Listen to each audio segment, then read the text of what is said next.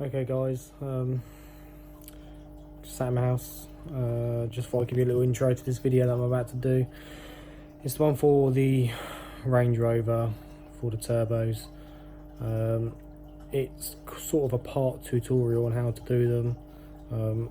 As you can kind of guess, it's quite hard to film a video and work on a car at the same time.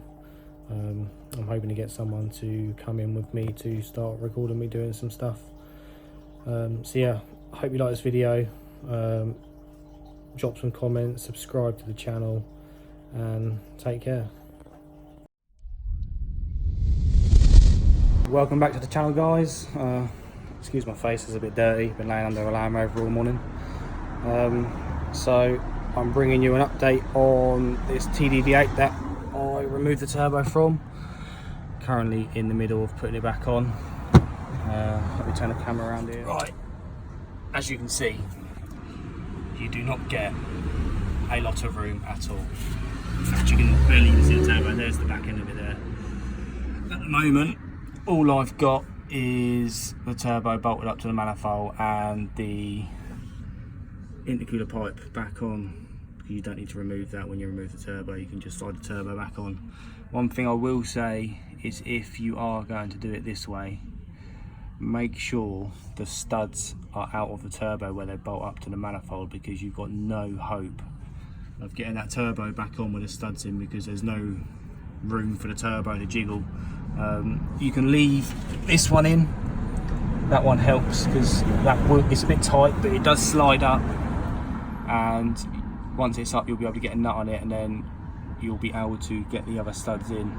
I'd recommend using E-bit studs, so then you can actually screw them back down to make it a bit easier for you, but you can just screw the normal studs back in. Just make sure the threads in the turbo housing are all clean so they screw in nicely. Yeah, so I'm currently waiting for my oil return to turn up. Let me get underneath the car so you can have a look from underneath.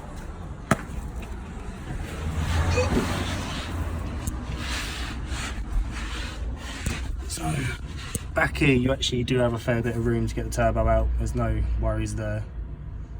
The pain is the back turbo bolt. It's probably not even done up properly yet, but you probably see it there. Yeah, I've still got to do it up a little bit. Yeah, I would advise changing the oil return when you do these. They're not hard to change either way. But other than that, this is a pretty straightforward job. You do get a fair bit of room, to be honest with you. Ooh, 2 seconds. Oh. Sorry. So that's as far as I've got so far. Yeah, I'll just keep you updated as I go along. Well, update on the Land Rover. It's probably been about 2 weeks now since I finished the job. In the end, we had to change both the turbos. Fitted the first one, car started fine, but what we found out was that as soon as we started it up, the dipstick shot out the engine.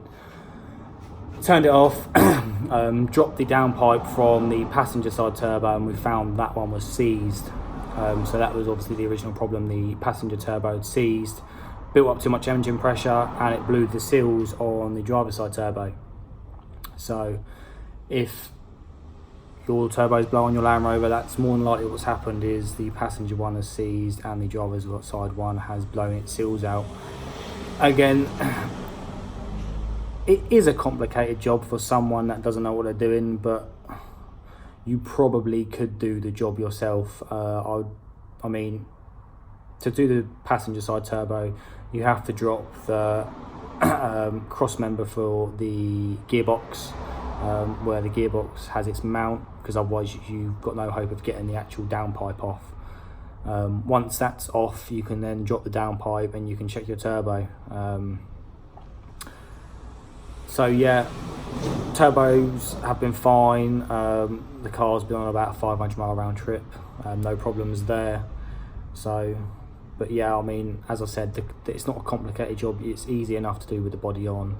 It's just very time consuming. The main bit is getting all the heat shields off from around the turbo, around the exhaust. You'll probably find once you start the car up, it will smoke for a fair while. I wouldn't worry about it too much, unless obviously it smokes for a long while. Then you probably find one of your turbos is duff or hasn't been rebuilt properly. One thing I should say is obviously make sure you take off your boost pipes and clean out all your intercooler, all your boost pipes, because more than likely is your intercooler will be half full with engine oil. If you do get unlucky and the car dies while the turbos have gone, you'll more than likely find that your engine is seized or on its way to being seized. I know a few people that have replaced turbos on these tdv8s have suffered from engine failure about 30 seconds after fitting turbos and starting the car up. Luckily for us, we haven't. We got quite lucky this time. It's been fully serviced. But yeah, that's now a sales car.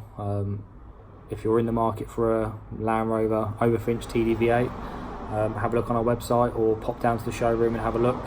It's a very beautiful car, lovely to drive. I said it done a 500-mile round trip to Wales. I'm the one that actually drove it to Wales and back. There was no problems with it at all. So yeah, that's the end of this video. Make sure you subscribe to the channel. I planned on bringing you a few more bits of content quite shortly because we've got a few big jobs coming in. Hope you like this video and have a good day.